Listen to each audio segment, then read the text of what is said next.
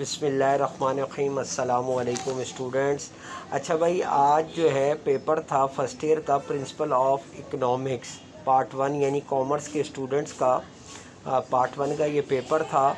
और ये failure improvement of grade और एडिशनल सब्जेक्ट्स कैंडिडेट्स के लिए था।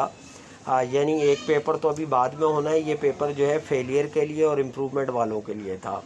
लेकिन चूंकि मैंने गेस्ट पेपर सबके लिए दिया था तो मुझे यही चेक करना था कि गेस्ट पेपर कितना परसेंट जो है वो आया है। और अल्हम्दुलिल्लाह बहुत खुशी हुई पेपर को देखकर कि मेरा पेपर 200% आया है। यानी 200% से मतलब ये है कि जो चॉइसेस जो छोड़नी होती है वो सब क्वेश्चन भी मेरे गेस्ट पेपर में से आए हैं। पहले मैं आप लोगों को एमसीक्यूज़ के आंसर बता दूं, उसके बाद मैं आपको पेपर भी पढ़ के बताता हूँ कि कोई क्वेश्चन ऐसा नहीं है जो मेरे गेस्ट पेपर से ना आया हो।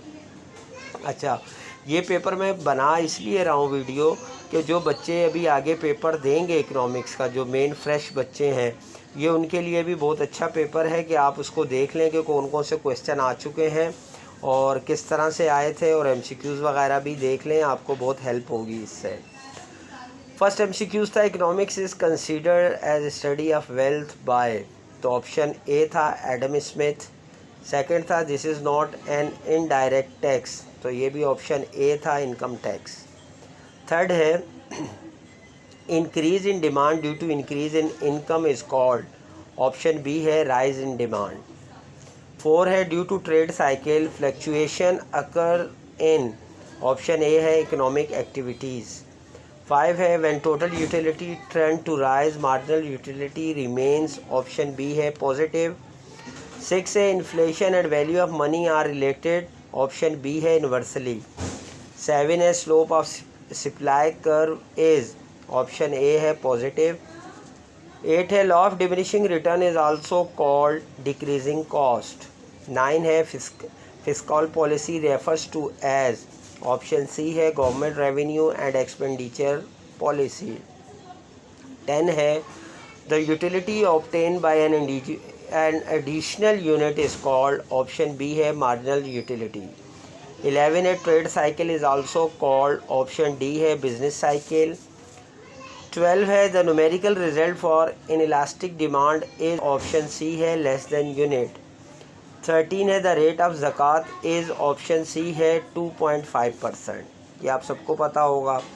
14 total revenue is actually, option D है product of price and quantity.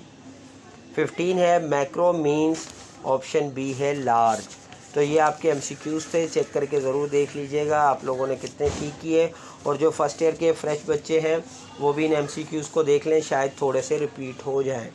अब चलते हैं पेपर की तरफ। सेक्शन बी में देखें, आपको पता है माइक्रो इकोनॉमिक्स और मैक्रो इकोनॉमिक्स के अलग अलग पार्ट में से 3-3 क्वेश्चन चूज़ करने होते हैं।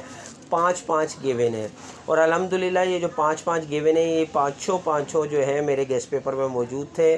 पढ़ के बता दूं, पहला है define law of demand, right the definition of economics given by Adam Smith and Alfred Marshall. State law of diminishing marginal utility, also describe it's assumptions.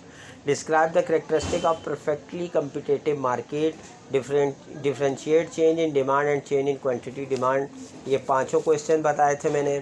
फिर मैक्रो में आ जाए तो define national income, describe the importance of measurement of national income, differentiate public finance and private finance, state the cannons of taxation present by Adam Smith, differentiate balance of payment and balance of trade, define money in less the functions of money, ये भी पांचों मैंने बताए थे भाई।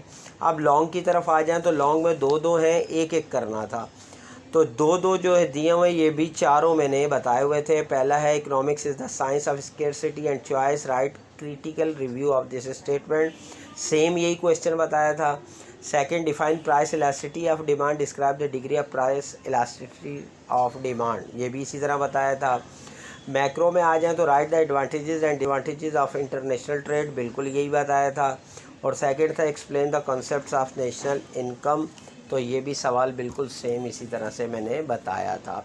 तो अल्हम्दुलिल्लाह मतलब 100% तो उसको कहते हैं कि जो आपको चॉइस में करने होते हैं वो पूरे आ जाएं। यहाँ पे जो है पूरा पेपर आया है और इसको आप कह सकते हैं कि 200% जो है मेरे गेस्ट पेपर से आया है।